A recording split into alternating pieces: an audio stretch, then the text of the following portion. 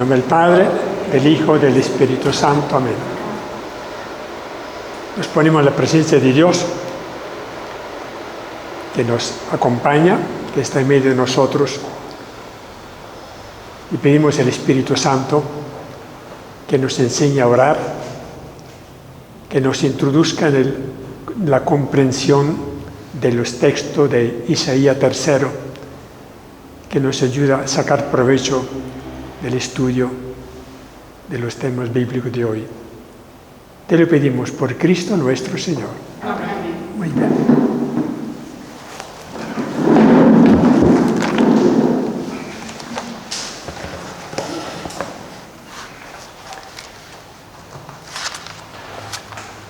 Bueno, hasta ahora hemos visto cuáles profetas: Elías, Amós, Joel, Isaías I, Isaías II, la última vez. Isaías II fue el último. Hoy terminamos con el Isaías III. Terminamos, no terminamos con él, sino con el estudio. Vamos a ver su rasgo más importante de la personalidad, algo de esto, la experiencia que tuvo de Dios, la vocación de Isaías III, su participación en la vida del pueblo y los contenidos de los oráculos. Tenemos en la hoja que les entregué, vamos a leer 15 textos de Isaías III, uno más bello que otro, como lo vimos en Isaías II.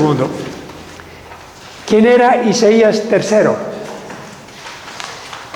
Vivió en el año 520, teniendo en cuenta que Isaías I lo ubicamos en el año 700, entonces Isaías II fue 150 años más tarde, Isaías III unos 100 años más tarde, por lo tanto hay diferencia de años entre uno y otro. Isaías III vivió en Jerusalén en el año 520, durante parte del siglo IV. Vivió bajo el dominio del imperio persa, ya los deportados a Babilonia habían regresado ya a Jerusalén, por lo tanto le tocó afrontar la problemática propia de una ciudad derribada cuando los deportados, cuando los repatriados llegaron a Jerusalén, encontraron una situación muy precaria. Todavía no habían sido levantadas las murallas de Jerusalén, se estaba tratando de construir el templo, no había llegado todavía ni el profeta Esdras ni Nehemías, por lo tanto una situación caótica que encontraron. Pueden imaginarse el entusiasmo de estas personas cuando se enteraron que podían regresar a su patria después de 50, 60 años. Obviamente los que regresaron no fueron los que fueron llevados, arrastrados a Babilonia, sino los hijos y los nietos, porque los demás habrán muerto muy probablemente, salvo uno que otro anciano que no sé si emprendería el viaje de regreso sabiendo que entre Babilonia y Jerusalén había cientos de kilómetros y tenía que hacerlo a pie, no en caballo ni en coche.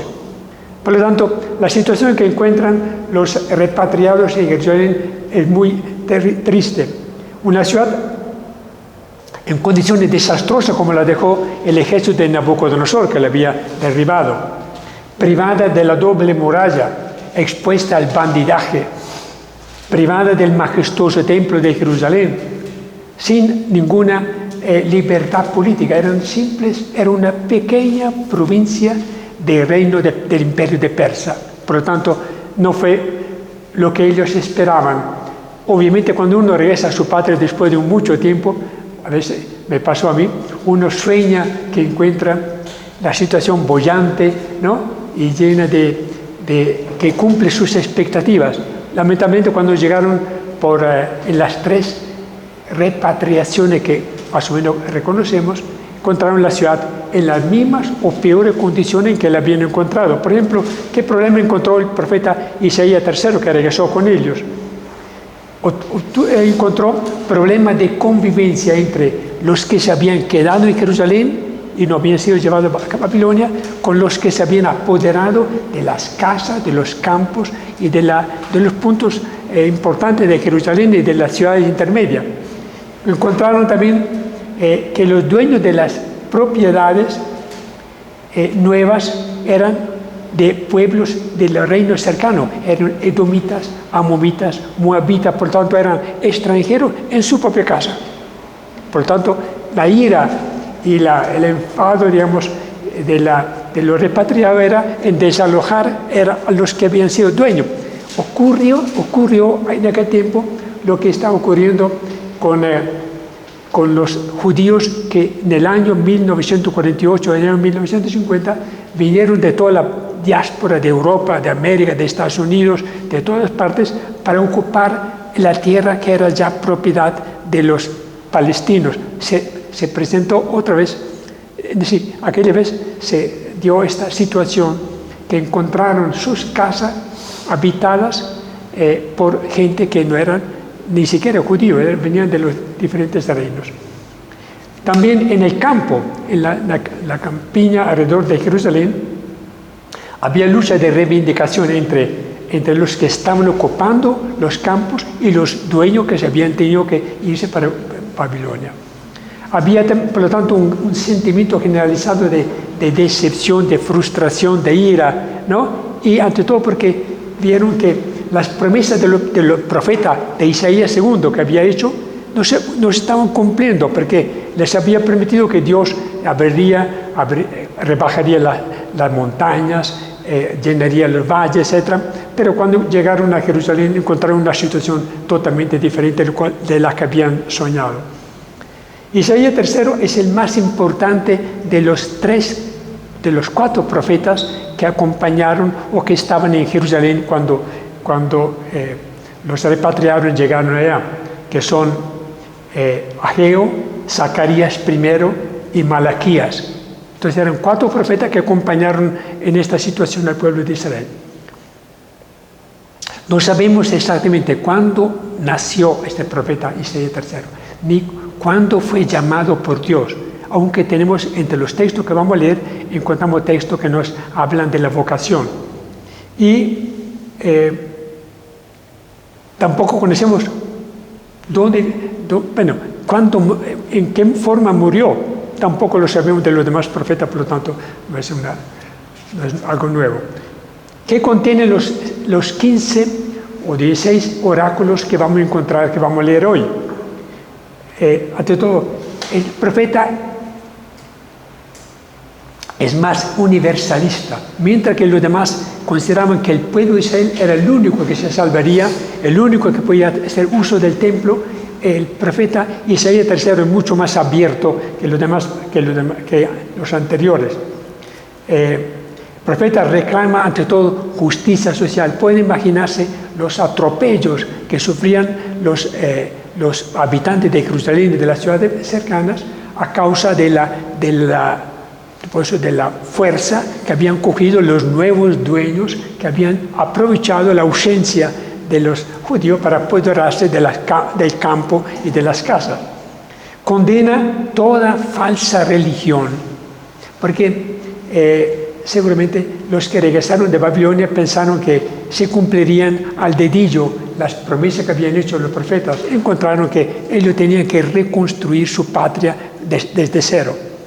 Anuncia una nueva Jerusalén o Sión, como lo había hecho Isaías II, que tarde o temprano Dios le daría o construiría o edificaría una nueva ciudad, pero era un simbolismo. La nueva Jerusalén será la iglesia, con la venida de Cristo, no era la ciudad de Jerusalén, la física. Proclama por encima de todo un juicio. Dios dirá, es amor, ternura y salvación, pero castigará duramente también a los que los habían hecho sufrir. Invita a experimentar la bondad del Señor en la celebración del culto. Y finalmente anuncia una nueva creación y un nuevo mundo. Ahora vamos a leer, cada uno tiene su Biblia, ¿no? Vamos a leer en el orden en que vienen los textos, que están en la hoja que les entregué. Entonces van del capítulo 55 hasta el capítulo 66. Son 11 capítulos que corresponden a Isaías III.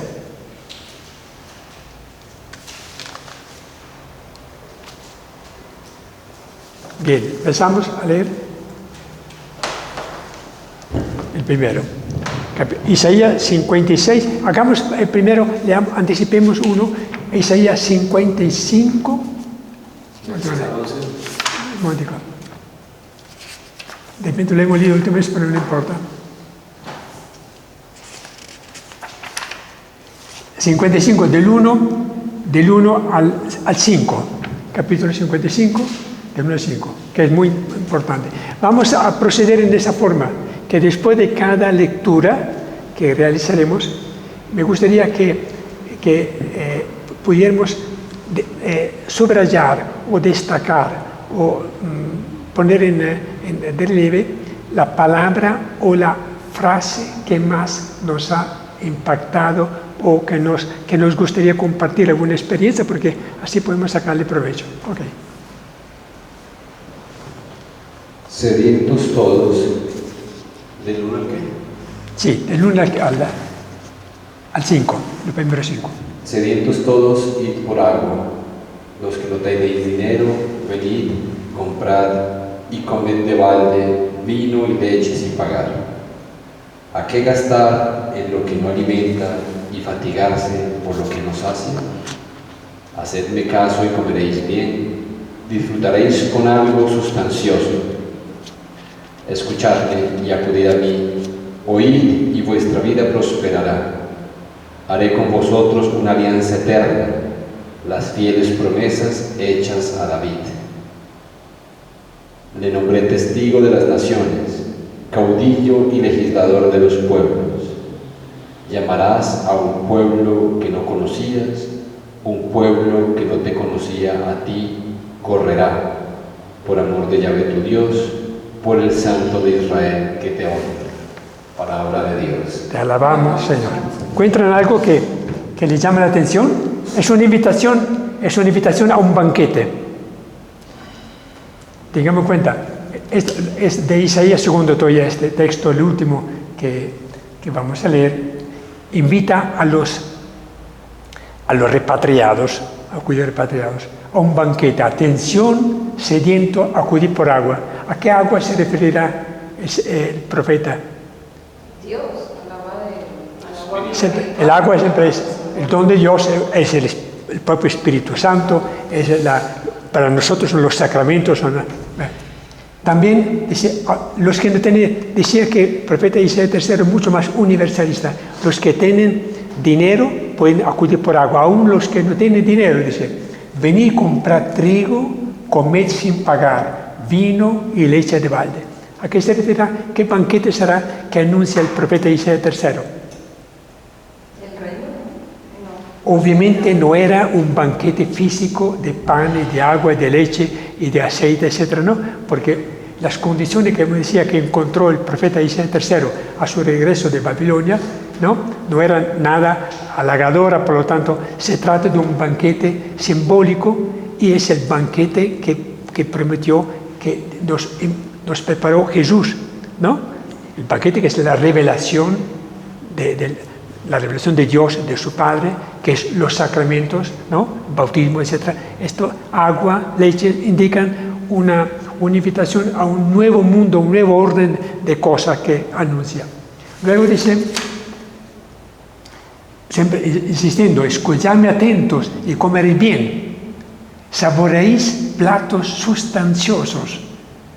Venid, escuchadme, aquí viene la clave, escuchadme y viviréis. En la escucha de la palabra de Dios está un poco la respuesta a esta invitación. Escuchar la palabra de Dios, comer el cuerpo y la sangre de Cristo. Por lo tanto, el cumplimiento de esa profecía se da realmente tan solo con la venida de Cristo, con el inicio de la Iglesia. Lo que indica que los profetas no se imaginaban o no sabían lo que estaban diciendo de parte de Dios. Escuchaban la palabra de Dios y la transmitían sin saber cuándo se cumpliría su oráculo. Por lo tanto, eran considerados muchas veces unos locos, unos visionarios, porque hablar a unos repatriados muertos de hambre, que acabamos de regresar de Babilonia, hablar de un banquete donde todo el mundo puede comer gratis y beber gratis, agua, etcétera, etcétera, era como tomarle del pelo, ¿no? Sin embargo, mire que esta palabra que nos llega a nosotros es palabra de Dios. Nosotros tenemos que ahora hacer el esfuerzo de aplicarla a nosotros. El banquete para nosotros es realmente la palabra de Dios. Es gratuita, ¿no? Está dirigida a todo. La Eucaristía, los sacramentos, todo lo que nos ofrece la Iglesia es un banquete que está preparado. En el Salmo 23, que habla del buen pastor, preparaste una mesa delante de mí, ¿no? Frente a mis adversarios, ¿se acuerda? Es el Salmo bonito, que lo estudiaremos oportunamente. Dios nos prepara un banquete de comida sustanciosa a todos los que creemos. El hecho de que nosotros no nos demos cuenta es porque somos ciegos o estamos muy llenos de otras comidas materiales. Porque el que busca a Dios encuentra realmente en Dios, en su palabra, en los salmos, en los profetas, en los evangelios, encuentra una comida que alimenta. ¿Querías agregar? Y otra parte que también nos llega es, ¿para qué van a gastar en lo que no es pan y dar su salario en cosas que no alimentan? Es una invitación a enfocarnos realmente en lo que realmente vale la pena y no quedarnos en darle vueltas a las cosas materiales y atesorar lo que no nos va a llevar a ningún lado. Sí. ¿Cuánta gente está buscando el agua que calma la sed, el trigo, el pan que realmente llena? Están buscándolo en otras fuentes que no dan agua, no dan lo que realmente llena el corazón. Leí el otro día un artículo de una revista que trajeron de Brescia, ¿no? Que la razón por la cual la juventud y mucha otra gente está entregándose a la droga es porque no es que busquen la droga una satisfacción humana, porque en el fondo, dice el articulista, hablando, ellos buscan a Dios una forma de éxtasis, de comunión con alguien absoluto, ¿no? Que les ayude a encontrar algo que la Iglesia de repente o las confesiones religiosas no le dan. Esta salida del mundo para encontrar el placer en un instante es en el fondo una búsqueda de Dios. Por eso decía, ¿por qué buscan fuera lo que Dios ofrece? Sigamos con el segundo de esto, buscad al Señor. ¿La 56 o otra 5? No. Lo que sigue, del 6 al 11. Buscad a Yahvé mientras se deja encontrar. Invocad a Yahvé mientras está cercano. Que el malvado abandone su conducta, el hombre inicuo sus pensamientos, y se vuelva a Yahvé, el compasivo, a nuestro Dios, generoso en perdón. Porque mis pensamientos no son vuestros pensamientos, ni vuestros proyectos son mis proyectos. Oráculo de Yahvé. Siga. Pues cuanto se elevan los cielos sobre la tierra, del mismo modo se elevan mis proyectos sobre los vuestros, y mis pensamientos sobre los vuestros. Del mismo modo que descienden la lluvia y la nieve de los cielos, y no vuelven allá de vacío, sino que empapan la tierra, la fecundan y la hacen germinar, para que dé simiente al sembrador y produzca pan para comer. Así será la palabra de mi boca, no tornará a mí de vacío, pues realizará lo que me he propuesto y será eficaz en lo que le mande. Palabra de Dios. Te alabamos, Señor. ¿Qué destacaría de este texto? Varias cosas, ¿no? Porque mis pensamientos no son vuestros pensamientos, ni vuestros proyectos son mis proyectos. Es Sí. una parte Bonita. que me parece que es para reflexionar. Muchas veces uno quiere imponer la voluntad Eso. de uno a Dios, no resulta. Imponiéndole nuestro criterio. Jorge, ¿quería decir algo? Sí, no, precisamente coincidimos, uno hace su propio proyecto de vida. Sí, eso. Sin tener en cuenta. Y uno quiere imponérselo muchas veces al Señor. Señor, yo quiero seguir por este lado, pero nunca pregunta realmente si esto es el camino que Dios... Porque uno trata de buscar el camino más fácil más llevadero. Y Dios, en cambio, lo encamina a veces por sendero, por trochas que no son tan placenteras, ¿no? ¿Qué otra frase? Patricia, ¿tienes alguna subrayarías algo? Sí. Creo que, no sé si es la misma por la traducción, pero acá la me dice, porque mis planes no son sus planes, ni sus caminos son sus caminos. Y me llamó la atención en la que leyó Giovanni, donde dice que cuando se alejan de los caminos, él también se aleja. Es que no tengo así igual acá la traducción, pero es como cuando ustedes se alejan de mis caminos, yo me alejo también, algo así lo leíste. En esta última lectura. Sí.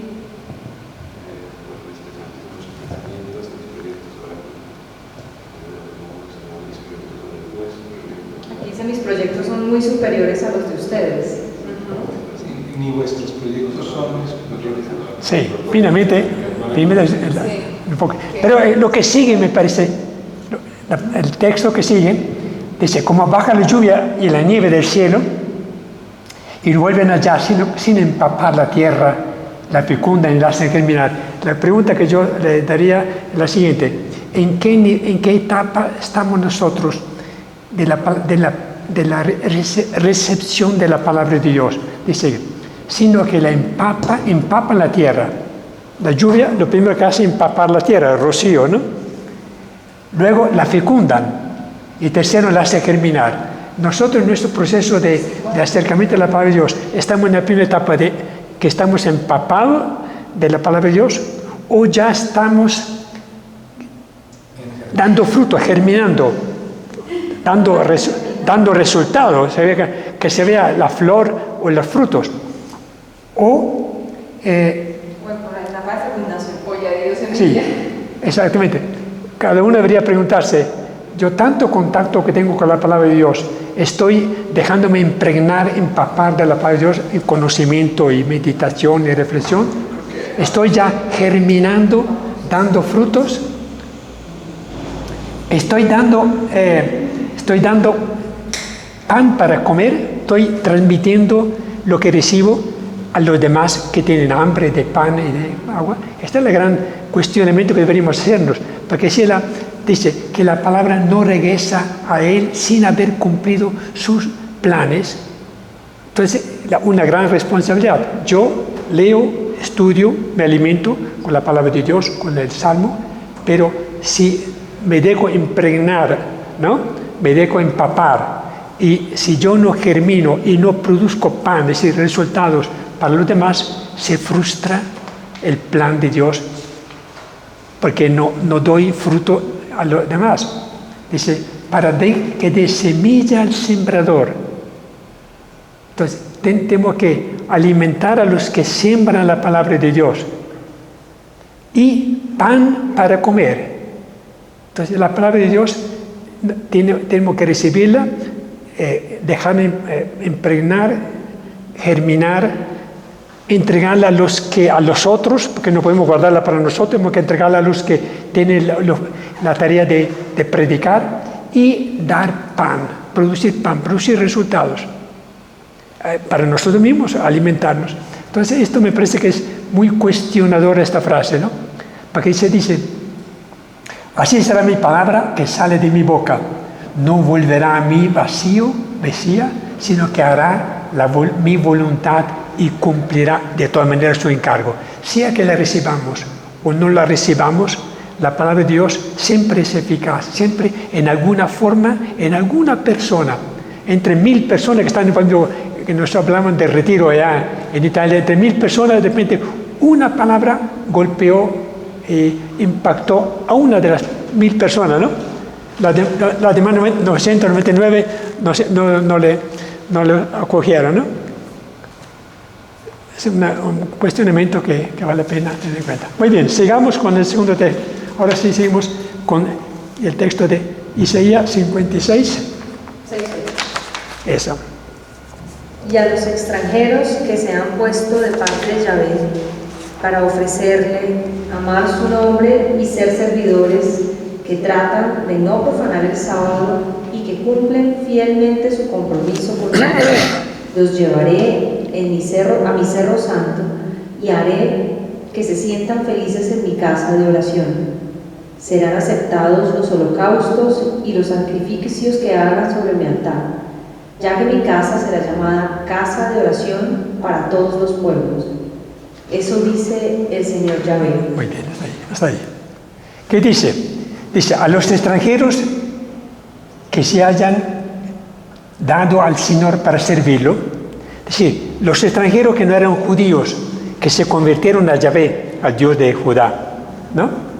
Para servirlo, que guarden, siempre y cuando guarden el sábado, la fiesta del sábado que era muy importante para ellos, sin profanarlo, y perseveren en mi alianza, entonces que aceptan la alianza con Israel como parte de su compromiso. Yo los alegraré en mi casa de oración. Es un texto, ¿por qué lo escogí? Porque Jesús, cuando entró al templo, que venía de Betania, el día después de que llegó a Jerusalén, y entró en el templo la tarde, y encontró que los atrios o patios del templo estaban copados por comerciantes, por vendedores, por los que vendían, que canjeaban la moneda del templo, pues, ¿no? Y entonces que se regresó a Betania, simplemente observó. Pero el día siguiente, cuando volvió, subió al templo y cogió un fuete y sacó todo, porque dice, esta es mi casa, la casa de mi padre, y es no una cueva de bandidos, que son todas palabras del profeta Isaías. La sacó del profeta Isaías. Entonces, los extranjeros, dice, podrán entrar en el templo de Yahvé. ¿Por qué? Sabemos que había varios patios, el patio de los sacerdotes, el patio de las mujeres, el patio de los judíos y el de los extranjeros. No podían entrar en el templo donde estaban los israelitas. Entonces, el profeta da a entender que vendrá un día en que el templo, o decir, la comunidad, la iglesia que formará, estará abierta a todos los extranjeros, a los cojos, a los ciegos, a los paralíticos. Entonces, esto era una frase, un mensaje que revolucionaría, porque cualquier extranjero que se acercara al templo, al lugar donde estaba, al patio al atrio de los creyentes, de los judíos, podía ser castigado con la pena de muerte si se atrevía a entrar al templo en la parte reservada. El profeta dice todo lo contrario. A los extranjeros que respeten el sábado, que sigan la alianza, podrán tener acceso al templo. En otra palabra, ¿qué es? Vendrá el día en que Jesús abrirá las puertas a todos los creyentes, independientemente de que sean judíos o no judíos.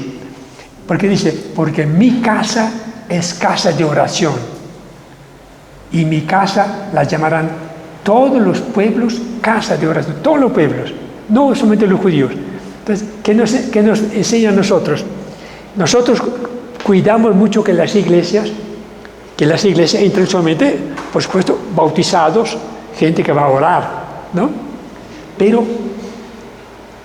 de repente pecamos de exclusivismo. Pensamos que la iglesia, los templos nuestros, son únicamente para los creyentes. ¿Y por qué no? Dice Jesús, dice el profeta, mi casa tiene que ser casa de oración para todos. ¿Qué implicaría esto para nosotros, para la práctica cristiana? Porque es un poco, la religión cristiana no es únicamente de los cristianos, debería estar abierta a todos los que buscan a Dios, ¿no? Y también nuestros templos deberían estar mucho más abiertos para todas las confesiones también. Algo de esto está haciendo el Papa Francisco, ¿no? Muy abierto, sí. Muy abierto. Entonces, aquí se predica la universalidad de la iglesia. Vendrá un día que el templo no será solamente para los judíos practicantes, sino que la iglesia está abierta a todos, a todas las razas, lenguas y naciones. Lo que ocurrió en Pentecostés.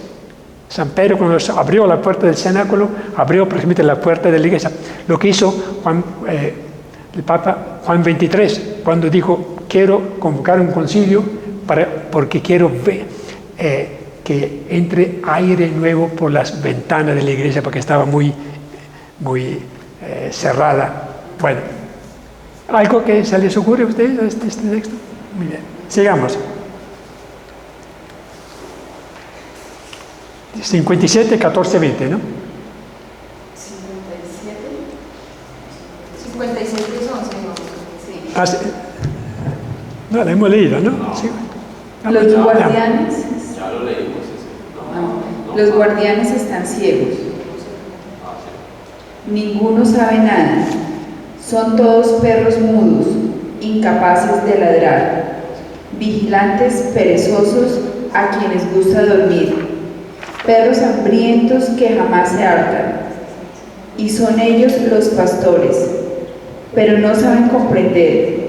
Cada uno va por su camino, cada cual busca su interés. Palabra de Dios. Te alabamos, Señor. Pero, ¿qué leíste? ¿Qué texto? La palabra No, es de que- Dios es eficaz. ¿Cuál dijiste tú, Isaías? No, pero leamos en la Biblia, no ella. 10, 12. No, no en el documento, en la Biblia. Sí, por eso Pero ¿cuál leímos? Es que Carolina nos equivocó. número 2. Isaías 10, 56, 10. Acá No, 56. No, esto no, déjame leer. ¿Pero es 55, 10 al 11 o es 56 del 10 al 11? En el segundo que nos mandaste. Es que acá está revisado, aquí llamando, dice, bueno, pues el mismo está revisado. Porque ahí no dice nada de la palabra de Dios. Permiso, lo digo. Pero ese ya lo leímos, por eso acá es 57. 57. Pero yo tengo aquí 57, 14. Listo. 57, 14, 20. Allanen y despejen el camino, quiten de él los tropiezos del camino de mi pueblo, porque así el Altísimo, el que vive para siempre, cuyo nombre es santo, habitó en un lugar alto y sagrado, pero también estoy con el arrepentido y el humilde para animar el espíritu de los humildes, para animar el corazón de los arrepentidos. No quiero estar siempre recriminando ni estar constantemente enojado. Si lo hicieran, desfallecerían ante mí el espíritu y la vida que he creado. Su perversidad me irritó por un tiempo, lo castigué y enojado me apartó de él. Pero él se rebeló y siguió sus caprichos. Conozco su conducta, pero lo voy a sanar. Lo consolaré y le daré alivio a él y a quienes por él hacen duelo, y haré que canten paz a los de lejos y a los de cerca paz. Yo los sanaré, dice el Señor. Los malvados son como mar agitado que no pueden calmarse, aguas que se mezclan con fango y con barro. No hay paz para los malvados, dice mi Dios. Ok. Palabra de Dios. Es un mensaje de consuelo que dice, hay algo que llama mucho atención. Primero que todo dice, el Señor habita en lo alto. Hablamos del templo. La tentación de los judíos cuando regresaron de Jerusalén, y los de antes también, era que consideraban que Dios habitaba en el templo, que era como una propiedad de ellos, lo habían amansado, porque pensaban, solo nosotros tenemos a Dios tan cerca por sus mandamientos, por su cercanía, por su protección que le brindó a lo largo del camino. Entonces, ¿qué dice el profeta? El Señor dice, yo moro en la altura sagrada, no moro en el templo solamente. Porque confundir, digamos, la presencia de Dios en el templo como si fuera una propiedad de ellos, el Dios, ¿no? Pero estoy con lo de ánimo humilde y quebrantado para reanimar a los humildes. ¿Qué dice? Yo estoy en lo alto, en las alturas, en el cielo, pero habito con el humilde, con el quebrantado, para reanimar a los humildes, para reanimar el corazón quebrantado. ¿Qué mensaje nos da? Dios está en el cielo, está en el templo, está en las iglesias, está... ¿no? Y son lo de siempre, los preferidos de Jesús. Siempre los humildes, los pobres, Él está... Entonces el profeta hace mucho hincapié. En ese tiempo obviamente había una extrema pobreza en Jerusalén. Había atropellos, había, por supuesto, un maltrato a los pobres que regresaban con las manos vacías. ¿Cómo regresa un preso de una cárcel? ¿No? Por lo tanto, los que estaban de repente construyendo el templo, porque ya estaban empezando a construir el templo, pensaban de que ellos eran los privilegiados, pero Dios dice, no, yo moro en la altura, dice. Así dice el alto y el excelso, palabra bonita de Dios, morador eterno, cuyo nombre es santo. Yo moro en la altura sagrada, en el cielo, en una dimensión que nosotros no podemos, ¿no? Pero estoy con los de ánimo humilde y quebrantado. Hace hincapié que Él está más que todo con los pobres del pueblo. Luego dice, no estaré en pleito perpetuo, no estoy peleando continuamente con el pueblo porque había caído en la idolatría, ni me irritaré por siempre, porque ante mí sucumbirá el espíritu, el aliento que yo he creado. ¿No? Dice cosas bien interesantes para animarlo. Hay un cambio total de la religión del judío. Dice, yo estoy con el pobre que ustedes desprecian, que ustedes están maltratando.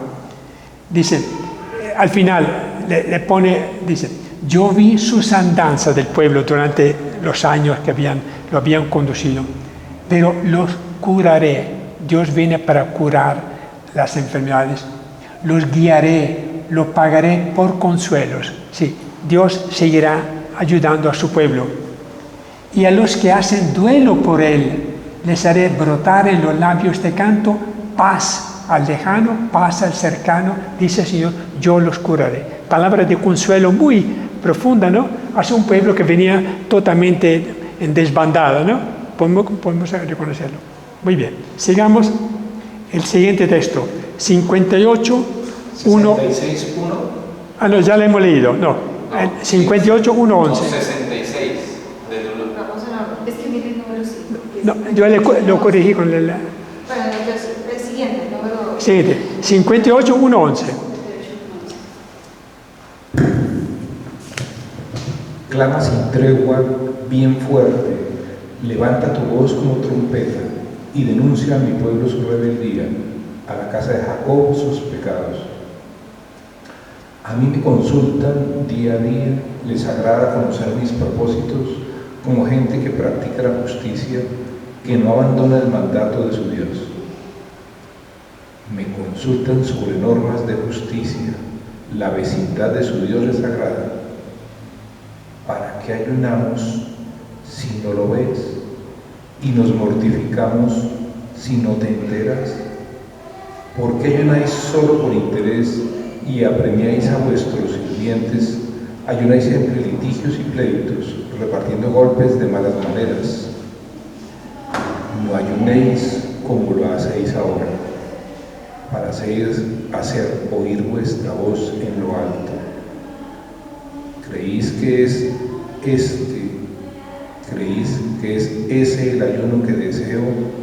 Que el hombre se humille todo el día, agachado como un junco la cabeza, tumbado en un saco entre ceniza. ¿A eso llamáis ayuno, día grato a Yahvé? Este es el ayuno que yo deseo: romper las cadenas injustas, soltar las coyundas del yugo, dejar libre a los maltratados y arrancar todo yugo, compartir tu pan con el hambriento, acoger en tu hogar a los sin techo, vestir a los que veas desnudos y no abandonar a tus semejantes. Así surgirá tu luz como la aurora y tu herida se curará rápidamente. Tus justas acciones te precederán, te seguirá la gloria de Yahvé. Cuando llames, Yahvé te responderá, te dirá socorro y dirá, aquí estoy. Hasta aquí. Sí. Palabra de Dios. Te alabamos. Muy bien. Aquí se plantea algo. Imaginamos, tenemos que imaginarlo muchas cosas, ¿no? Que cuando llegaron los repatriados empezaron a cultivar las prácticas propias del culto. Ayunos, tenía que ayunar 3 veces por semana.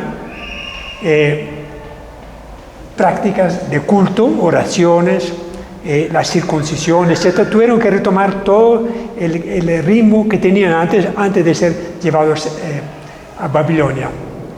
lo más probable que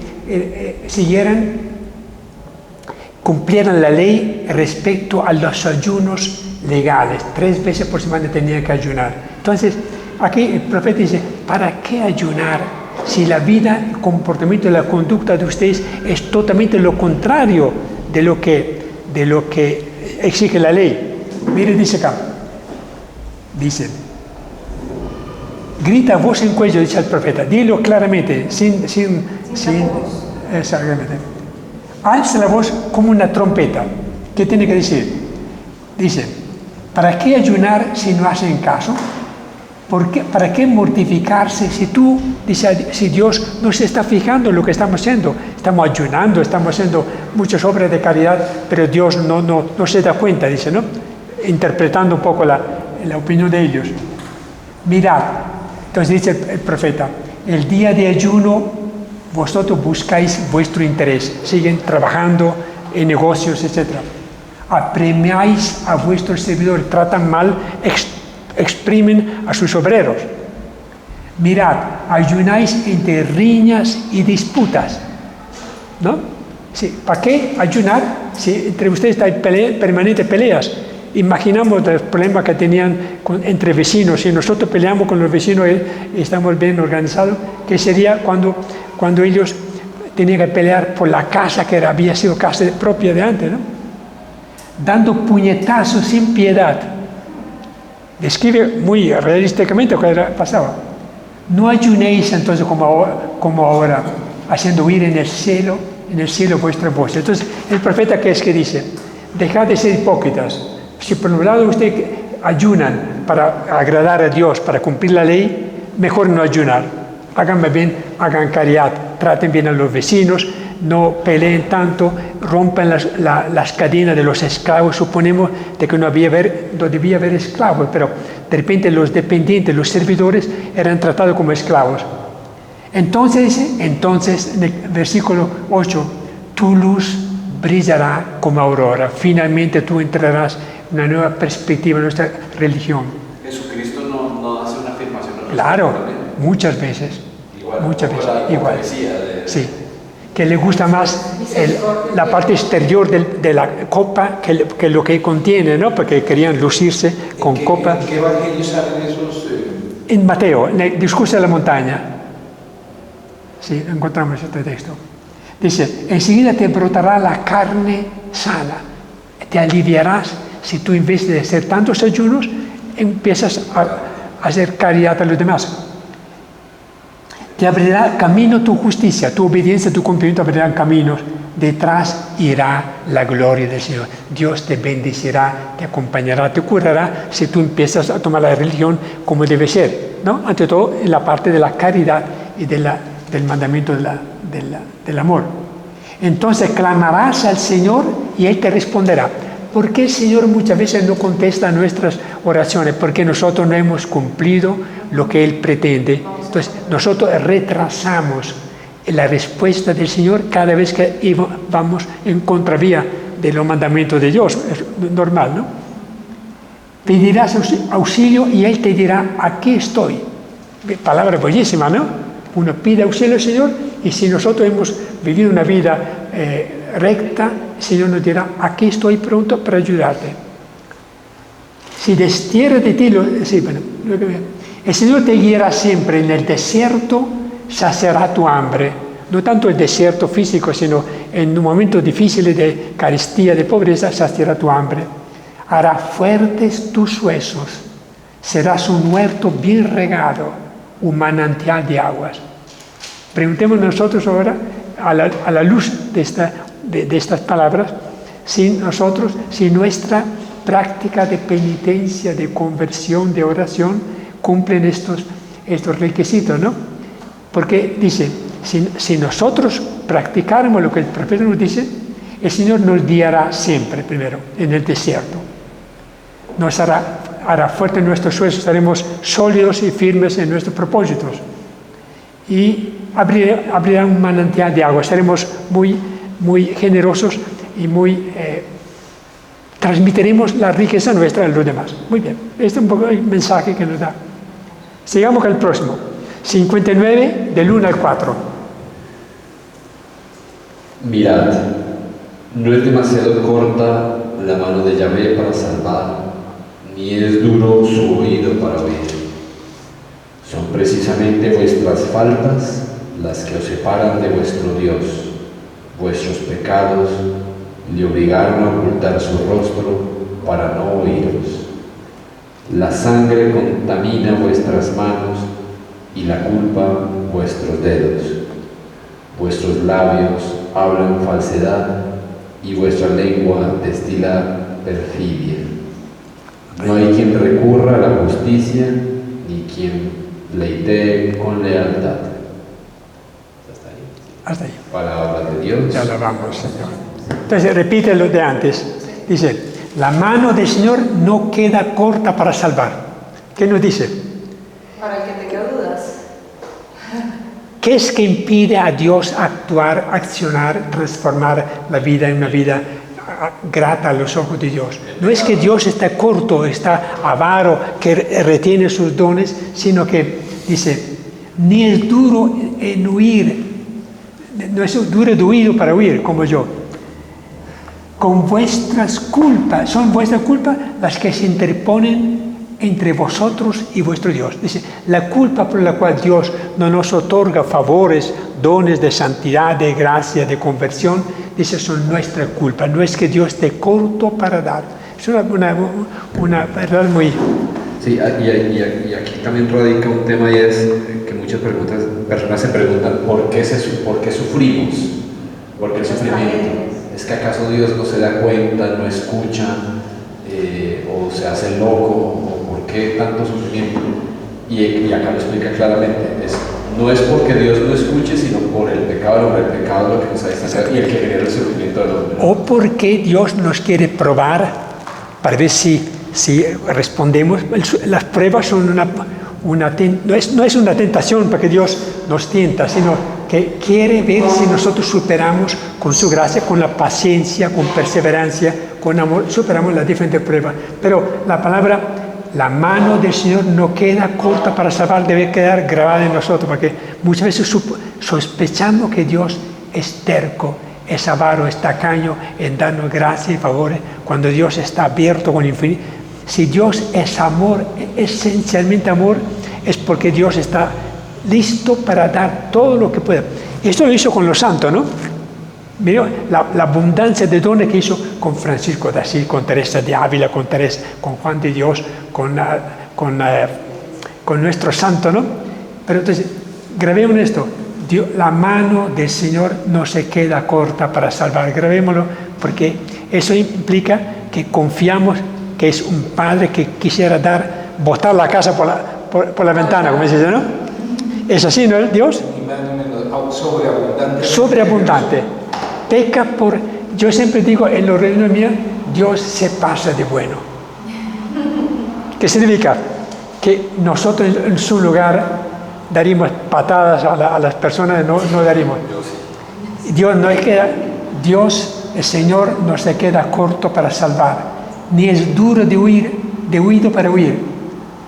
Son nuestras culpas las que se interponen entre vosotros y vuestro Dios.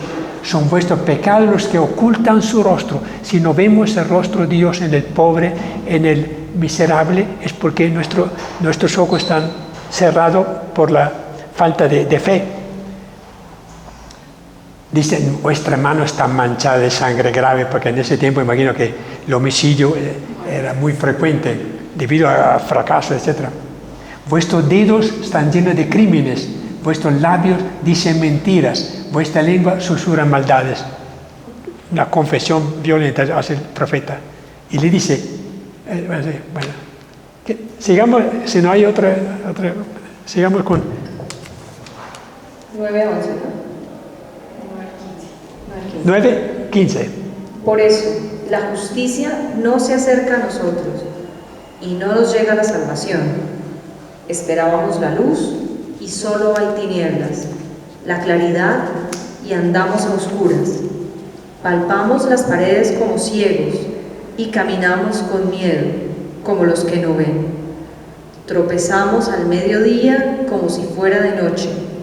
y en la fuerza de la edad ya somos como muertos. Todos nosotros gruñimos como osos y gemimos como palomas. Esperábamos que nos hicieran justicia, pero nada, o que llegara nuestra salvación, pero permanece lejos de nosotros. Pues a menudo te hemos sido infieles y nuestras propias faltas nos acusan. En efecto, tenemos siempre presentes nuestros pecados y reconocemos nuestros yerros, la rebelión e hipocresía para con Yahvé y la infidelidad a nuestro Dios, nuestras traiciones y revueltas y nuestros pensamientos y juicios injustos. Se ha expulsado al derecho, así que la justicia no pudo acercarse, la verdad ha sido maltratada en el tribunal, y la rectitud ya no tuvo allí acceso. La verdad ya no existe, y el que se aparta del mal es despojado. Palabra de Dios. Te alabamos, Señor. Es una confesión. Aquí el pueblo, el profeta, se identifica con la gente al cual, en medio de lo cual estaba. Dice, mire la descripción muy cruel que hace. Esto podemos decirlo nosotros hoy día en muchas partes, regiones del mundo. Mire, esperamos la luz y vienen tinieblas. ¿Cuántas personas están buscando, digamos, una salida, digamos, a la verdad, a la luz, ¿no? Que viviendo en las tinieblas, secuestrados, presos, migrantes que están trabajando en las minas, en los cultivos de algodón, etc. Esperamos la luz y vienen tinieblas. Claridad y caminamos a oscura. ¿Cuánta gente hoy día camina en caminos estrechos oscuros? Como ciegos vamos palpando la pared. La descripción muy verídica, ¿no? ¿Cuánta gente que está buscando la verdad, buscando de salir un poco del pecado, de la culpa, de la miseria, ¿no? Palpando las paredes, como tratando de adivinar dónde sostenerse. Andamos a tientas como gente sin vista. Es la descripción de muchísima gente, de muchas personas, La gran mayoría, sí. lamentablemente, que buscan a Dios, buscan la luz, buscan una vida nueva, pero no la. En pleno día tropezamos como al anochecer. En pleno vigor estamos como muertos. Mucha gente son cadáveres ambulantes. Viven, pero realmente por dentro están muertos, porque no tienen ni amor, ni esperanza, ¿no? Pero lo que dice acá, gruñimos todos igual que osos. Sí, no es que hablamos, gruñimos. Y nos quejamos como palomas. Las palomas que últimamente están quejándose, ¿no? Esperamos en el derecho de la justicia y no hay injusticia. ¿Cuánta gente dice, todos los políticos están prometiendo justicia, y no la hay? En la salvación está lejos de nosotros. ¿Quién nos podrá salvar? Ni Santo, ni Uribe, ni nada. Porque nuestros crímenes van contra nosotros. Finalmente pone el dedo en la llaga, dice, la causa es que nosotros hemos cometido graves pecados y crímenes, por tanto, toda esa situación de oscuridad y de inseguridad es consecuencia de nuestros pecados. Dice, nuestros pecados nos acusan y tenemos presentes nuestros crímenes y reconocemos nuestras culpas. De modo que es una confesión muy sincera de parte del profeta que se identifica con su pueblo, ¿no? ¿Qué opina? ¿Qué más hay que decir? Es la vida de gran parte de las personas que están buscando de repente que alguien le dé una mano. Esto es grave, que nosotros, cristianos, tenemos la clave, tenemos la respuesta a toda esta cantidad de problemas que se dan en el mundo, ¿no? Pero ¿quién de nosotros, salvo muchas personas que están comprometidas, laicos, sacerdotes, religiosos que están comprometidos con esto, que tratan de dar una mano, de ayudar a encontrar el camino? Pero mucha gente dice, yo soy cristiano, católico, lo cristiano no importa, pero no hago nada para ayudar a los demás a ser mejores padres de familia, madres de familia, a ser mejores ciudadanos, hombres de negocio, ¿no? Entonces, nosotros podemos decir, yo no soy parte de este grupo de personas que tienen la mano manchada, los dedos manchados, pero tampoco hacemos lo suficiente para que otro no caiga en esta situación de desbandamiento, ¿no? ¿Verdad? Es que uno piensa siempre en el pecado, es como en hacer mal. Eso. Y hay veces por omisión también se peca. Y que los pecados son de ellos, que nosotros estamos bien. Nosotros somos los buenos y ellos Sí. son los malos. Sí. Y eso es totalmente Sí, una equivocado. descripción muy, muy fuerte que hace el profeta, me parece que se puede aplicar perfectamente a muchas situaciones que vive. Acá hay una parte que dice, y quien se aparta del mal es despojado. Ah, O sea, sí. quien trata de tomar los caminos correctos Es despojado. Es despojado. Oye que dice que la gente que tiene buenas intenciones, que está empezando de repente a vivir una vida recta ante el Señor, es despojado porque es criticado o de repente es hasta perseguido, ¿no? Muy bien. Sigamos con el texto. Sigue. 59, 15, 21. Lo vio Yahvé y no le gustó que no hubiera justicia. Vio que no había nadie y se sorprendió. Y se sorprendió de que nadie interviniera. Entonces intervino personalmente y con la fuerza de su justicia. Se puso la justicia como coraza y se colocó en su cabeza su casco, que es la salvación. Se vistió con la venganza como si fuese túnica y se arropó con el celo como su chal. A cada uno le va a dar su merecido, enojo para sus adversarios y castigo para sus enemigos. Los del occidente han conocido su nombre y los del oriente su gloria, pues llegan como un torrente encajonado, empujado por un soplo de Yahvé. Para Sión, en cambio, y para todos los habitantes de Jacob que hayan vuelto de sus pecados, vendrá como redentor. Por lo que a mí me toca, dice Yahvé, esta será la alianza que haga con ellos, mi espíritu que ha venido sobre ti y mis palabras que he puesto en tu boca, no se alejarán de tu boca, ni de la boca de tus hijos o de tus nietos, desde ahora en adelante y para siempre, afirma Yahvé. Palabra de Dios. Te alabamos, Señor. Texto bellísimo, muy bonito. Es increíble este profeta con qué clarividencia mira hacia el futuro. Leámoslo un poquito. El Señor contempla a esta situación que se presentó anteriormente, la situación del pueblo que estaba viviendo en la oscuridad, apoyándose en la pared para salir de su situación. Responde el Señor. Dice, el Señor contempla disgustado que ya no existe justicia. ¿Qué dirá Dios viendo la situación en que vive Colombia, Estados Unidos, Medio Oriente, África?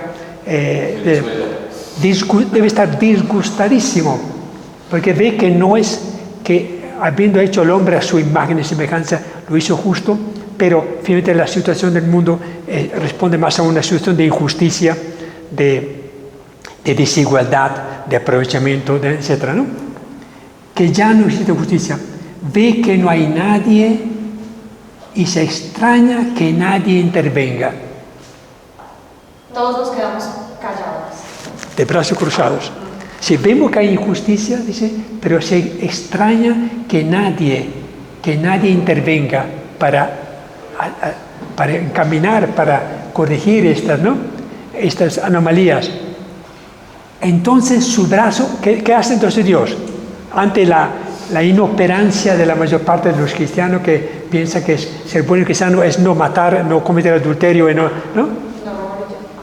La mayor parte piensa así. Entonces dice, oiga bien, su brazo le dio la victoria. Entonces Dios se arma de fuerza y su justicia lo mantuvo. Dice, se pone el casco de la justicia. Dios se pone el casco de la justicia. Cuando Giovanni se pone el casco para... La justicia es el casco de Dios. Y por casco la salvación. Él se compromete a salvar, a hacer justicia en el mundo. Por traje se vistió de la venganza. Y por mano le envolvió la indignación. Es decir, Él va a hacer justicia por todas las aberraciones que encuentra en el mundo. Dice, a cada uno va a pagar lo que merece. Entonces Dios hará justicia. A su enemigo, furia. A su adversario, represalia. Dios se va a vengar, se va a desquitar de todo el sufrimiento que ha tenido que sufrir el pueblo de Israel. Pero esto aplicado a nosotros. Tarde o temprano, Dios va a hacer justicia de todos los que han, de toda la clase política, los financieros, todo lo que han aprovechado del pobre de la humanidad. Dios va a desquitarse con el casco, dice, de la victoria, ¿no? Pagará cada uno lo que se merece. Dice, pero a Sion vendrá un Redentor, anuncia ya el Mesías. A Sion, a Jerusalén, vendrá próximamente un Redentor. Redentor es el que es el familiar que para salvar a miembro de su familia se ofrece como esclavo para rescatar la vida, Redentor. Porque el padre ofrece a su hijo para rescatar la humanidad, que es lo máximo que puede pensar. Habiendo amado a los suyos, nos amó hasta el extremo de dar a su hijo, ¿no? Para alejar los crímenes de Jacob, de Israel. Pues luego dice más adelante, dice, este es mi pacto con ellos, yo me comprometí a hacer esto con Israel. La palabra mía que puse en tu boca, dice, no se caerán de tu boca, ni de la boca de tus hijos. Dice, lo que yo he anunciado no va a desfallecer nunca. Dice, siempre habrá alguien que está reclamando, que está recordando estos pactos. Muy bien, sigamos. El próximo, Isaías 60, del 1 al 6. Levántate y resplandece Jerusalén, que llega tu luz. La gloria del Señor amanece sobre ti. Es verdad que la tierra está cubierta de tinieblas y los pueblos de oscuridad, pero sobre ti amanece el Señor y se manifiesta su gloria. A tu luz caminarán los pueblos, y los reyes al resplandor de tu aurora. Levanta la vista y mira a tu alrededor. Todos se reúnen y vienen a ti. Tus hijos llegan de lejos. A tus hijas las traen en brazos. Al ver eso, se te pondrán radiante, palpitará y se emocionará tu corazón, porque derramarán sobre ti las riquezas del mar y te traerán los tesoros de las naciones. Te inundará un gran número de camellos y dromedarios de Madián y de Efá. Vienen todos de Sabá, trayendo oro e incienso, y proclamando las alabanzas del Señor. Palabra de Dios. Te alabamos, Señor. Es un oráculo espléndido, ¿no? El Señor dice, finalmente vendrá un día, dice, es un poema con espléndidas imágenes y entusiasmo, el triunfo de la luz, el triunfo del Mesías. Vendrá un día que Dios aparecerá. Y dice, levántate, brilla, que llega la luz. Lo dice a Jerusalén, pero es el pueblo de Israel. La gloria del Señor amanece sobre ti. Vendrá un día que después de esta noche oscura de esclavitud, de destierro, de sufrimiento, amanecerá la luz finalmente también para Israel. Se refiere a Cristo, por supuesto. Imagina, 520 años antes de Cristo, el profeta ya vislumbra y avisora la venida del Mesías. Por supuesto, no son palabras de él, sino palabras de Dios, que podía saber un profeta pobretón allá en Jerusalén de lo que pasaría 520 años más tarde. Por lo tanto, aquí vemos el carisma profético que se da. Dice, las tinieblas actualmente cubren la tierra, la oscuridad cubre los pueblos, pero sobre ti, Jerusalén, sobre la humanidad, amanecerá el Señor. ¿Se acuerda que cuando Jesús resucitó, dice que antes de que en el momento en que estaba surgiendo el sol, las mujeres fueron al sepulcro, ¿no? Y amaneció. Sí, la resurrección es un amanecer de la luz, ¿no? Un resplandor inmenso. Bueno, sobre ti amanecerá, su gloria aparecerá sobre ti, sobre la humanidad, sobre Israel. Acudirán los pueblos. Aquí promete que todos los paganos de los reinos alrededores acudirán a reconocer. Ya tenemos este cumplimiento en los Reyes Magos, que vinieron que vinieron de lejos del oriente para adorar al Señor. Pero dice que te inundará una multitud de camellos. Nosotros siempre pintamos el pesebre, los camellitos, ¿no? Y los tres magos camellando. Los dromedarios de Madián, que eran pueblos de Arabia y de Fa, vienen todos de Sabá, eran pueblos, regiones de Arabia en ese tiempo, ¿no? Trayendo incienso y oro, proclamando la alabanza del Señor. Cuando Mateo escribió el texto de la venida de los Reyes Magos, se refirió pues, a este texto de Isaías 3, necesariamente porque dice se cumplió con la venida de los Reyes Magos una profecía que había hecho Isaías 3. Muy bien, sigamos. Isaías 19, 22. 60, 22. El sol ya no será tu luz de día, ni la luna te alumbrará de noche, pues Yahvé será tu luz eterna, tu Dios te servirá de esplendor. No se pondrá jamás tu sol, ni tu luna menguará, pues Yahvé será para ti luz eterna. Se habrán acabado tus días de luto. Todos los de tu pueblo serán justos, para siempre heredarán la tierra. Retoño serán de mis plantaciones, obra de mis manos para gloria mía. El pequeño vendrá a ser humillado, el más chiquito una nación poderosa. Yo, Yahvé, me apresuraré a cumplir esto a su tiempo. Palabra de Dios. Te alabamos, Señor. Bueno, ¿qué comentarios sobre este texto? Sobre otra forma? A partir... será grande la humildad. Sí, ¿qué más? Para mí la luz perpetua, porque cuando alguien fallece, siempre uno dice que brille para él la luz perpetua. Y creo que esa es como la esperanza de nosotros también, tener la luz perpetua. Sí. Desde el capítulo 60 hasta el 66, que son los últimos 6 capítulos del profeta, se habla de algo que está por venir, pero muy lejos. Habla precisamente de las postrimerías, habla de cuando Cristo venga y ilumine todo el mundo. Dice, ya no será el sol tu luz en el día. ¿Quién es el sol de los cristianos, de los creyentes? Es Cristo resucitado, ¿no? Con su luz ilumina toda nuestra historia, nuestro caminar diario. Ni te alumbrará la claridad de la luna. Para ello era muy importante la luna porque todas las fechas religiosas de Israel se fijaban de acuerdo a la luna, a los 29 días.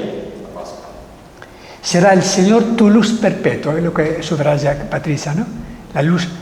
Pero no habla, aunque nosotros decimos que Cristo es nuestra luz, que ilumina nuestro camino, que nos ayuda a superar las dificultades, habla finalmente de cuando Cristo vendrá finalmente, que será, dice, en el Apocalipsis tenemos textos muy bonitos que tienen que ver con esto.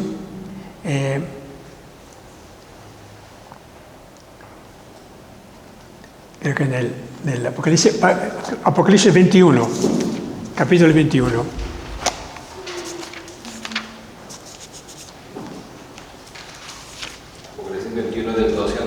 Sí, que dice, después vi un cielo nuevo y una nueva tierra. Entonces, el profeta está anunciando que habrá un nuevo orden de cosas, un nuevo cielo y una nueva tierra. El que creó el cielo y la tierra renovará otra vez, porque los hemos maltratado, ¿no? La tierra que no se reconoce más. Porque el primer cielo y la primera tierra desaparecieron y el mar ya no existía. Entonces dice San Juan en el Apocalipsis, vi la ciudad santa, la nueva Jerusalén, que descendía del cielo y venía de Dios, es la iglesia, embellecida como una novia preparada para recibir su esposo. Y oí una voz potente que decía, desde el trono, esta es la morada de Dios entre los hombres. Bueno, ¿qué más dice acá? Tu sol ya no se pondrá ni menguará la luna menguante, porque el Señor será tu luz perpetua. Dice, en tu pueblo todos serán justos, en tu pueblo todos serán justos. Muy difícil que La justicia reina entre y poseerán por siempre la tierra. Bueno, el pequeño crecerá hasta 1000 y el menor se hará pueblo numeroso. Yo soy el Señor y apareceré su plazo. Es decir, Dios promete que la iglesia será de un pequeño grupo de 2 hombres, crecerá como 1000. Dice los Hechos de los Apóstoles que el día en que salió Pedro a predicar del cenáculo, se hicieron bautizar 3000 personas. De un grupito pequeño, ¿no? Miles de personas, será un pueblo numeroso. Entonces, son profecías que tienen que ver con la venida de Cristo y luego con el nuevo cielo y la nueva tierra que estará al fin del mundo. Muy bien, sigamos. El Espíritu del Señor me acompaña, por cuanto que me ha ungido Yahvé. Me ha enviado a anunciar la buena nueva a los pobres, a vendar los corazones rotos, a pregonar a los cautivos la liberación y a los reclusos la libertad, a pregonar año de gracia de Yahvé y un día de venganza de nuestro Dios, para consolar a todos los que lloran, para darles diadema en vez de ceniza, perfume de fiesta en vez de duelo, alabanza en vez de espíritu abatido. Se les llamará robles de justicia, plantío de Yahvé para gloria suya. Palabra de Dios. Te alabamos, Señor. Los exégetas dicen que este texto del capítulo 61 es la narración de la vocación del profeta Isaías III al profetismo, a la misión al profetismo. Dice, el Espíritu del Señor está sobre mí. Esta misma palabra la utilizó Jesús en la sinagoga de Nazaret, cuando tomó el rollo de Isaías y leyó. Lo tenemos en Isaías primero, lo tenemos en Isaías tercero también. ¿Ha llegado la hora? Sí. Dice, me ha enviado para dar buena noticia a los que sufren.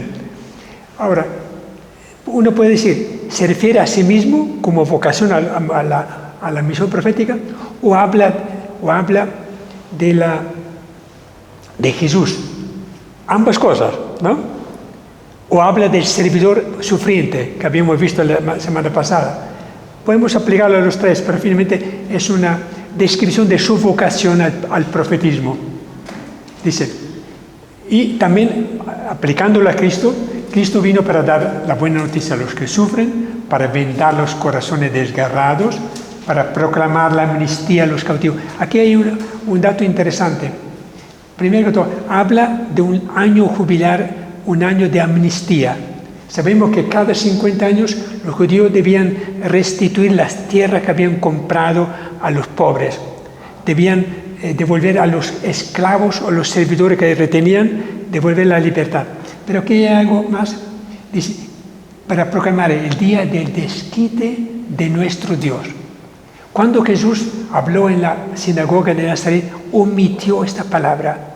No habló de desquite, sino simplemente de un día de gracia, un día jubilar. Sí, dice, en Lucas dice, el Espíritu del Señor, en Lucas 4:18. Sí. El Espíritu del Señor sobre mí, el Espíritu del Señor sobre mí porque me ha ungido para anunciar a los pobres la buena nueva. Me ha enviado a proclamar la liberación a los cautivos y la vista a los ciegos, para dar la libertad a los oprimidos y proclamar un año de gracia del Señor. Textualmente. Pero omite lo último, y para dar desquite de nuestro Dios, porque si Jesús hubiese venido para aprovecharse, para desquitarse de todas las ofensas y pecados, hubiera creado una sensación incómoda en sus nazaretanos, ¿no? Entonces, hay un detalle simpático. Para cambiar su ceniza en gloria, muy bien. Entonces, es una profecía que Jesús retomó textualmente, lo trajo cuando leyó en la sinagoga el texto de Isaías. Sigamos. De 61, del 1 al 3. Perdón. 62, del 10 al 12. No, 62, del 15 al 19. Bueno. 62 No, desde el 10. Desde el 10. Pasen por las puertas, ábranle camino al pueblo, arreglen la carretera, déjenla limpiecita sin una piedra, pongan en lo alto la bandera, para que todos los pueblos la vean. Pues Yahvé lanza una proclamación, que la oigan hasta el último rincón de la tierra. Díganle a la hija de Sión, mira cómo ya llega tu Salvador, anda trayendo el premio de por su victoria, y delante de él van sus trofeos. Entonces los llamarán a ustedes pueblo santo, rescatados por Yahvé. A ti te dirán la deseada, ciudad no abandonada. Palabra de Dios. Te alabamos, Señor. Parece que el profeta, con motivo de repente, de una de las repatriaciones, porque hubo varias repatriaciones, no fue una, no vinieron todos juntos, sino. Entonces, habla, dice, el Señor envía un pregón, un mensaje, hasta el confín de la tierra, a todos los pueblos. Invita a todos los pueblos que vuelvan y formen parte del nuevo Israel.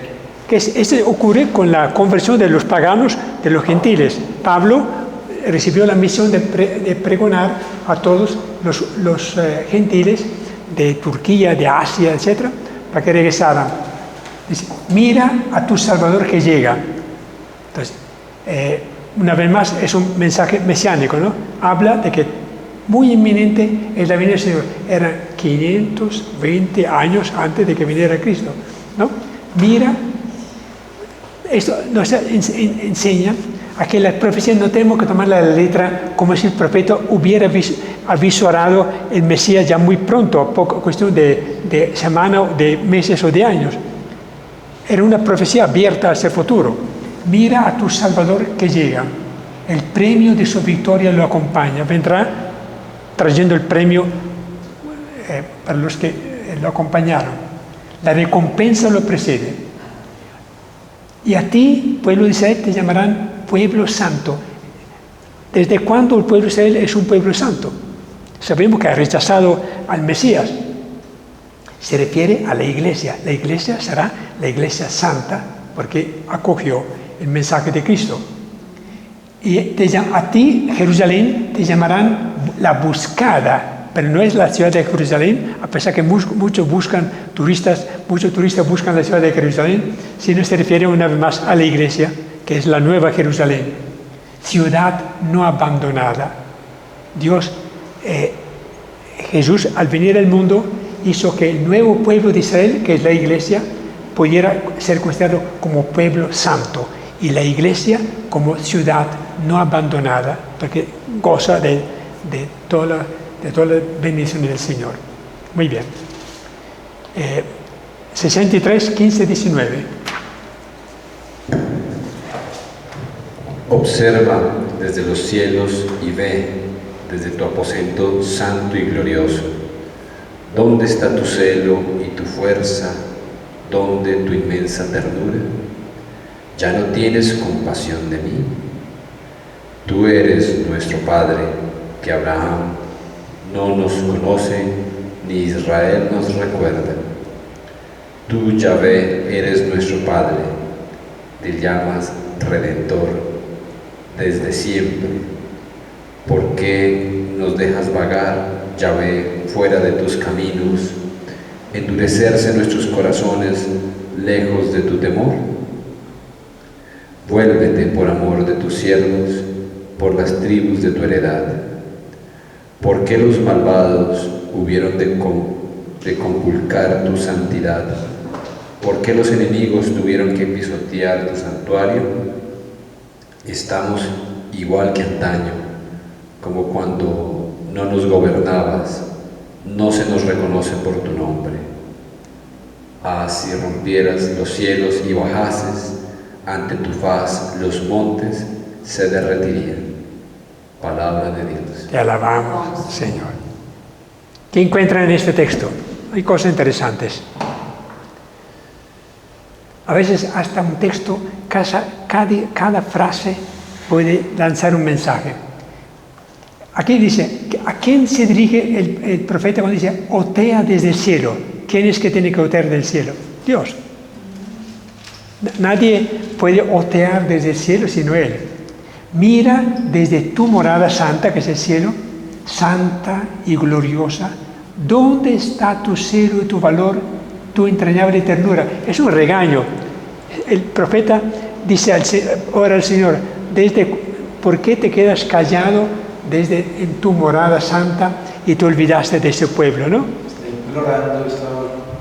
Pero una forma muy, muy atrevida, ¿no? Porque está diciendo, tú estás mirando desde el cielo en esa situación muy, muy triste, pero tú te quedas, dice, tu celo y tu ternura, ¿dónde está tu compasión? Casi es un retar, un desafiar a Dios para que muestre su cara, su bondad y su ternura, ¿no? Lo que indica, ¿qué opinan de un profeta que entra a hablar de esta forma? Los profetas, yo te doy la palabra, los profetas no estaban exentos de crisis y de profundos cuestionamientos contra Dios, porque veían que la situación del pueblo no cambiaba. El pueblo, en vez de mejorar, cada vez más se postraba en la miseria, en los conflictos entre uno y otros, ¿no? Además que toda la historia de Israel hablaba de que habían vivido días muy graves, ¿no? En Egipto, luego en Babilonia, etcétera, etcétera. Entonces, el profeta, en algún momento de su oración, de su relación con Dios, dice, ¿dónde está tu celo por el pueblo de Dios, por el pueblo de Israel? ¿Dónde está tu ternura?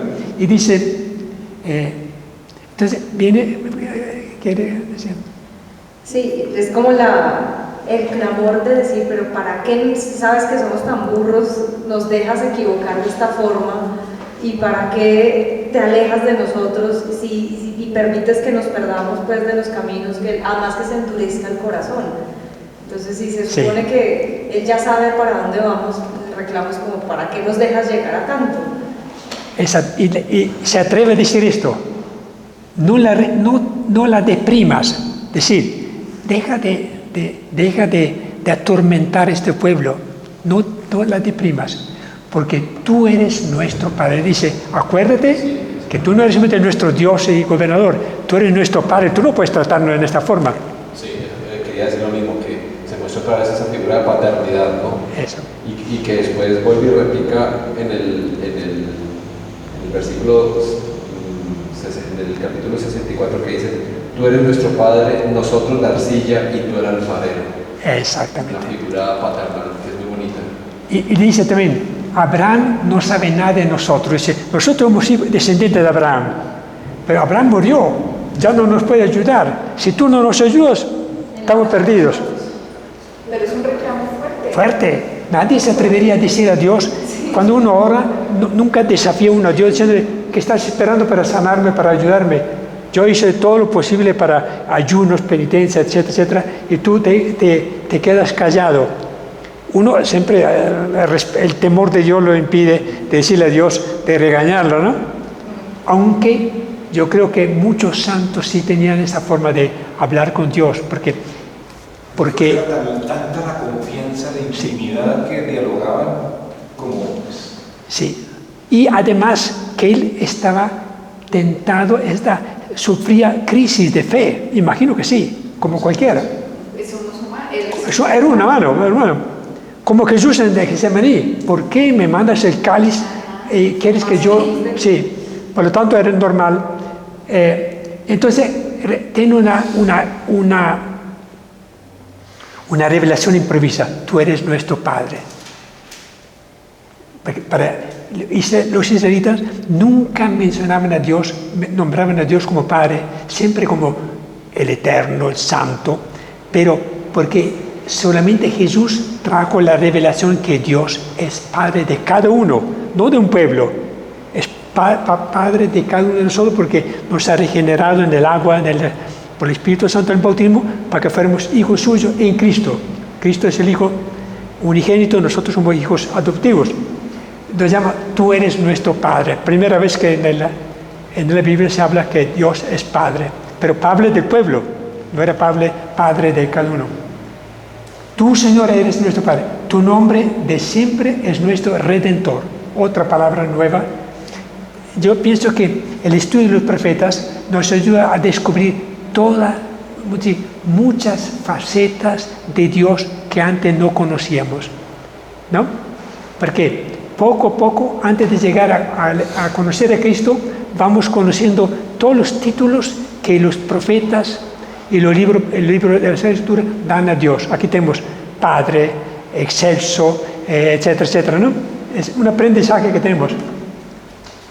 Dice, Señor, ¿por qué nos extravías lejos de tus caminos? Otra vez él le echa la culpa a Dios. Y endurece nuestro corazón para que no te respete. Entonces, la culpa la tiene Dios, no tiene el pueblo.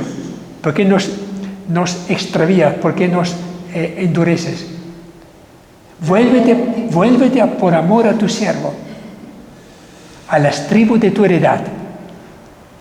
Dice, por un momento nuestros enemigos se apoderaron de tu pueblo santo, los asirios, los babilonios. Pisotearon tu santuario, lo destruyeron. Estamos como antaño cuando no nos gobernabas y no te llevamos tu nombre. Dice, es mejor volver a la época en que tú no te ocupabas de nosotros y nosotros no te ocupábamos de ti, porque estamos en la misma situación. Me parece es una oración muy fuerte, pero indica, como tú dices, de repente, la confianza que tenía el profeta y a la vez la crisis profunda, severa, que pasaba cuando se encontraba ante la imposibilidad de poder levantar la suerte de su pueblo. Muy bien. Y finalmente, 65, 17, 20. Pues voy a crear un cielo nuevo y una tierra nueva. Lo pasado no se recordará ni se volverá a pensar en ello, sino que habrá alegría y gozo eterno por lo que voy a crear. Pues convertiré en gozo a Jerusalén y a sus habitantes en alegría. Me gozaré por Jerusalén y me alegraré por mi pueblo, y ya no se oirán en ella llantos ni lamentos. Palabra de Dios. Te alabamos, Señor. Entonces, una vez más, el profeta al final, en él ya próximamente, habla de que vendrá un día en que todo eso cambiará, pero el profeta no sabía cuándo ocurriría esto, porque esto no ha ocurrido todavía. Voy a crear un cielo nuevo, una tierra nueva. Nosotros estamos esperando que Dios vaya recreando el mundo y lo haga como Él lo quiere. Y describe lo que va a pasar, que va a transformar a Jerusalén en alegría. Era triste esta ciudad, la convierte en alegría. A su pueblo en gozo.